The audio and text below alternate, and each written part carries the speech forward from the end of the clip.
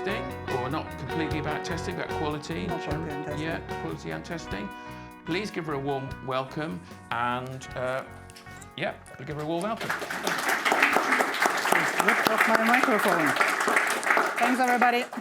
So I have once been told by a speaking coach I worked with that you should never introduce yourself on stage. Oh, sorry. However, I will be around, so if you want to hear more, or you can find me, Katja Obring. I'm on LinkedIn, and you can have a look there. And there's also a website, that's Katja-coaching, right? So if you want to find me there. I do coaching and consulting on quality strategy and leadership coaching, like quality leadership coaching, so like that sort of thing. And thanks for having me tonight. It's a pleasure. Lovely to see so many people. Some I know even. Some unexpected ones I know, particularly lovely. And yeah, so I'm going to talk a little bit about gatekeepers to coaches because, interestingly enough, even though Agile has been around for a long time, quality and quality engineering in Agile has been around for a long time, the view that testers, quality, QA engineers are gatekeepers more than coaches is still alive and well. And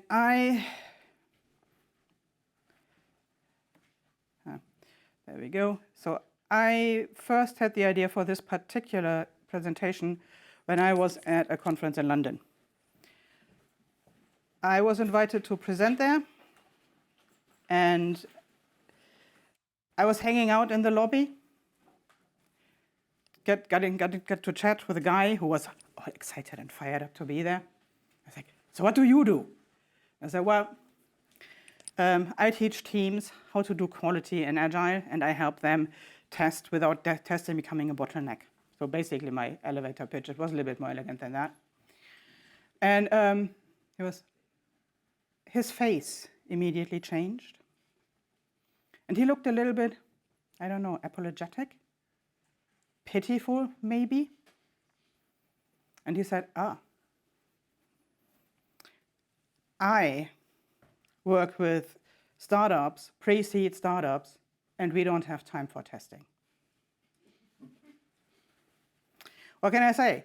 I hear these statements and it immediately makes me a little bit sad, right? Because I have worked in startups. Pre-seed, post-seed, scaling. And I can tell you what you don't have time for in a startup, and that is not being able to release new stuff because every addition to your code base is basically a lottery. Right? You don't have time for that. So you do need to build a solid foundation. Obviously, there are different levels of quality in a startup than you may want later on, but you want to build this in from the start. Because that big rewrite, right? We will fix that once we have product market fit and are making money, that's not going to happen. I can't tell you how many times I have heard that. So really, if you don't build it from the start, you will be fighting this for the rest of your life, at least at that company. And if you bring in a well-trained QA person, then they can help you build that. They can help you define what level of quality is the right level for you, and they can help you figure out a process that allows you to assure that, to make sure that you can actually live up to that without becoming a bottleneck. They can also later help you improve that. They can help you build it and slide it in from the side under your crumbling legacy code base, if that is what you need to do, which is, of course, a lot more expensive and much harder to do. However, the point here is helping. They're not there to hinder you. They're not there to slow you down. They're not there to, be the last line of defense between your customers and the bad code, even though that view is alive and well, unfortunately. They're just there to help you figure this out. And to me, it's a little bit amazing that this view of the gatekeeper is still around so much. And there are a lot of QA people I actually personally know who relish seeing themselves as this, gatekeeper, bad code customer, must protect. Right. So, and I think it obviously all comes from historic waterfall methods where testing was at the end of the line. That is how things were done. There were limited ways to automate things, so there was some automation around, and people needed to protect themselves against catastrophic failure especially as software systems became more commonplace, more enterprise software systems entered the market, and everything became a lot more complex and hung together. So the bottleneck at the end, and sometimes I wonder if actually more bureaucratic organizations don't actually like this kind of bottleneck, right? Because what it does, it brings everything to a standstill. And everybody gets an opportunity to inspect things, which otherwise may be really difficult. However, at some point in time then, obviously, Agile came around and met this historic view of how we test things. So that created a whole bunch of problems. Feedback was still delayed because testing now still happens at the end of the line. We call the line a sprint now, and it's a little bit shorter, right? But there is still this disconnect between when people develop and when people test. So that reduces the ability for people to collaborate because different people are focusing on different aspects at different times. So that doesn't make for great collaboration. We still have the bottleneck, right? Still bottlenecks in delivery. And it creates knowledge silos because you have the testers doing their thing here at the end of the line, and you have the developers over there. They're now crossing paths a lot more, and they're talking to each other a lot more, but they're still two different disciplines, unfortunately, right? And eventually, that kind of creates a bit of a us versus them mentality. And if you look on the internet, and if you look at any memes that has testers and developers in the same image, you will see that the vast majority of them pitches the tester against the developer, which is, unfortunately still how things are often seen. Well, however, lucky for us, we don't need to worry about much of that anymore because now AI is here and it's going to take all our jobs anyways, right? Well, maybe not. I have been working with Gen AI for a couple of years now, and I think it can be an amazing tool. It can be really helpful in terms of productivity. So there are certain workflows that can be much, much simplified if you know what tasks to give to your AI, and if you know what tasks not to give to your AI, right? So it is really great, for example, at proofreading text. Amazing. I write for some publications that want me to write in American English. That is not my forte. So I write stuff, chuck it in there, make this American, please. Thank you, right? It comes back. It is great in summarizing text, that kind of thing. It is, even with a little bit of practice, okay in producing some pictures, right? However, what it doesn't do is be creative. It doesn't have good judgment. So that is where we still need humans. And that is where I think quality coaches can totally come in. Now, quality coaches, why do we need a quality coach, right? Why don't you just have a tester? Or better even, as we do these days, make the developers test. And personally, I'm never going to say developers can't test, because I have worked with some amazing testers as developers who are very detail-focused, who are very, very critically minded, who can ask all the right questions and make amazing testers. However, what I find is that developers generally do not get trained to think about testing. And that is what QA people are trained to do, right? It really helps if you have one person in the team, and it doesn't even have to be the same person every time, but somebody who thinks about testing from the beginning, who thinks about how are we going to test this? How are we going to demonstrate that what we're doing here is actually working the way we think it is working? Somebody who thinks about this complex system that we're building here. How do we architect this for testability? Right? How do we write tests that are fast and efficient? What frameworks are out there right now, right? How do we write tests that give us the information we need rather than having this grumbling noise of a flaky UI test suite in the background, right? Lots of noise, very little information. Or maybe this amazing runs in 2 minutes, 2 million unit tests that don't really tell us very much about the quality of our product. Right. So it is helpful to have somebody to ask these questions. How do we do that? So I think that somebody who wants to help the team with quality, they can coach people in testing practices. One of my favorite examples always is a really simple one, a boundary value analysis, right? Really simple tool. You would be amazed what you can find using just a little play around the boundaries of what you have defined in your acceptance criteria. Right. Just somebody who helps people think about this.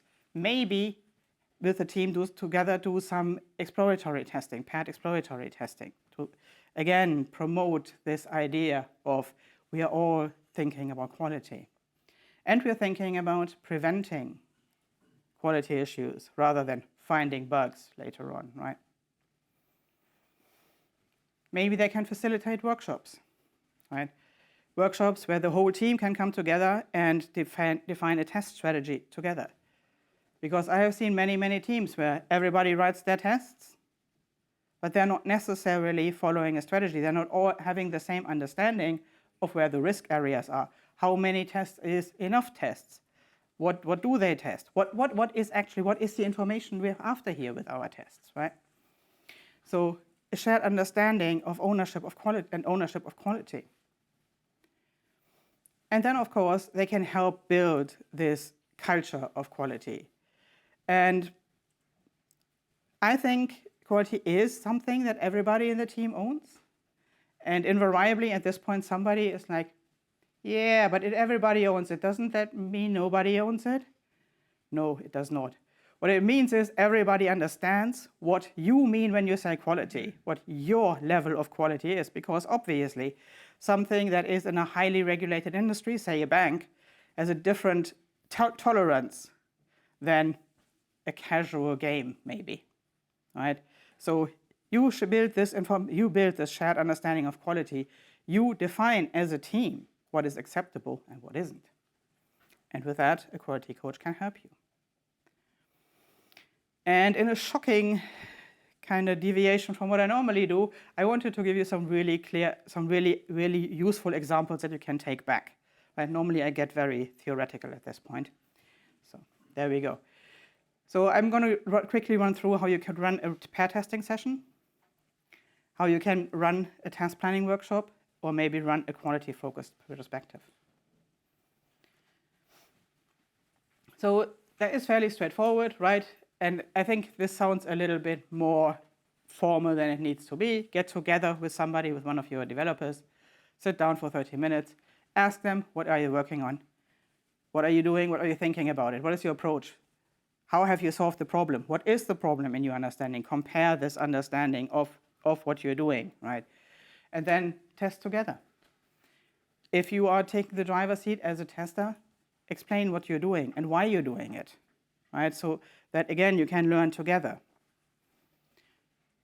I keep coming back to the boundary value issues because, honestly, you would be surprised. My favorites. Then the task planning workshop. Whenever you start off a new feature or kick off a new project, right, bring the team together, share whatever documentation you have, share it ahead of time. People may not read it ahead of time, but give them an opportunity to if they want to. Ideally, have your product owner explain what the whole thing is about, what is the problem, and what are they expecting out of it. Ideally, not how you solve it, just what is the problem that they want to be solved. And then collect ideas for risk. So I like to do this in a basically lean coffee style. Everybody gets Post-it marks, and you write one thing on one Post-it where you think the risk lies, and then you prioritize them. You can either, again, do a lean coffee style dot voting, or maybe you do a little matrix for impact probability, right? And then you look at whatever comes out in the top quarter and discuss how you can mitigate against this risk. What can you do to make sure that the things that you think will be high impact and high probability never happen, right? And that you can prove that they can never happen. So then you document the whole thing and share it, obviously. And if there are action items, make sure you go out with ownership of them. And then lastly, a quality-focused retrospective. Right? Pick something that happens frequently. Maybe you run your automated tests and they're all fine in your ephemeral environments, but every time you put them into a shared integrated environment, everything starts failing. So that is something that I see fairly frequently as well. Then look at why, what is happening. So you can use techniques here, like the 5 whys, right? Ask why 5 times until it comes to the root cause. Or maybe a fishbone diagram, whatever you want. Focus on systemic issues. Don't look at, Pete, who always uses the wrong password, or Steve, right? So maybe look at things like you share this integrated environment with another team, and every time you run tests, they also run tests, and your data gets contaminated, and that, produces problems. So whatever you have, and again, then think of one thing that you could do and try to fix this problem. Don't, solve the world, just try one thing to fix this problem. And if it doesn't work, think of another thing next time. So these are the examples I want to talk about. If you have a team where you maybe have some gatekeepers, right, and you want to help them transition, or maybe I used to be one. I know that I started as a tester more than 20 years ago. And when I started, that was what people did, right? People told you that you are responsible to stop everything if you find a bug. That is not really how we want to work anymore. These days, the way we want to work is, okay, what can we do to make this successful? How can we make this safe? How can I help you make this a safe release? So start small. Start with one person, maybe one team, right? Don't try to convert the whole team and the entire company all at once.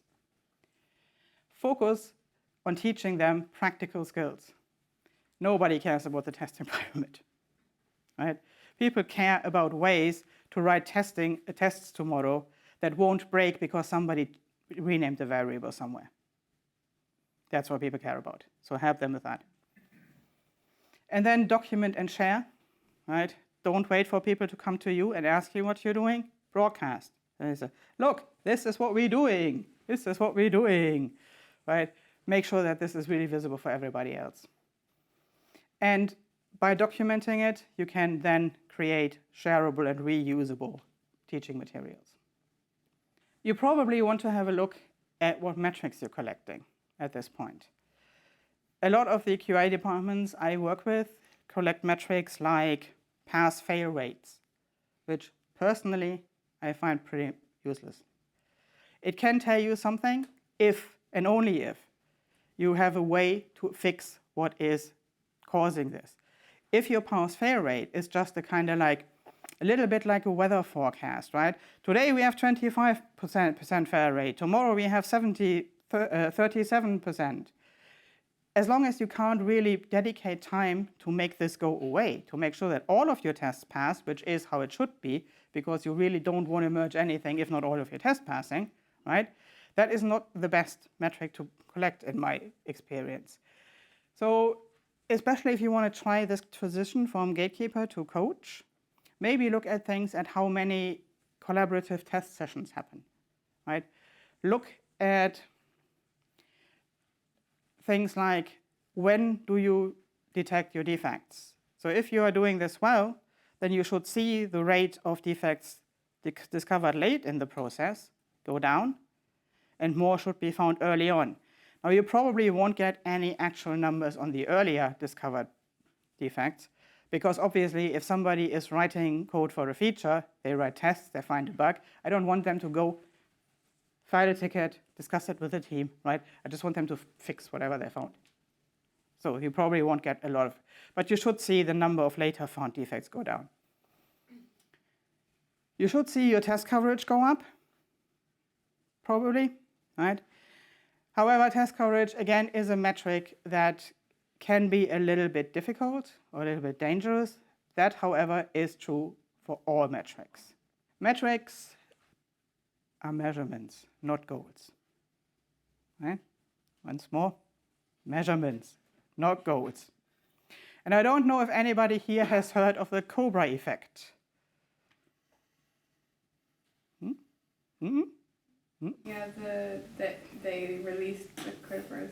Yes. So the Cobra effect, also known as a perverse incentive, is a lovely story I heard on Freakonomics, one of my favorite podcasts, highly recommend. So basically, when the English were occupying India, the British governor didn't like the huge amount of poisonous snakes in the streets. So he started a program where people basically got a reward when they handed in a dead snake. So people started killing snakes, bringing them to them for the money. It wasn't very long until some enterprising businessman thought, a lot of work catching all these snakes. Should be, maybe if I breed snakes. So they started breeding the cobras. A lot more dead cobras showed up. British were, all these cobras getting killed, amazing, until finally somebody figured out what was going on. So the program was discontinued.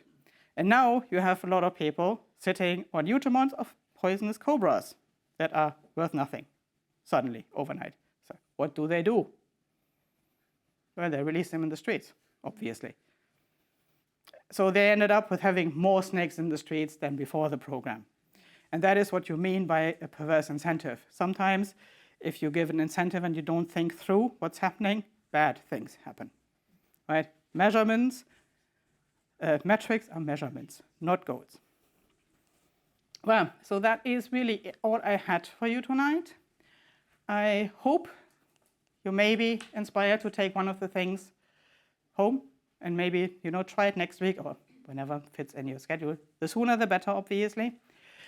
Every successful transformation starts with one single step, right? So take one little step, and that was all I had. Thank you.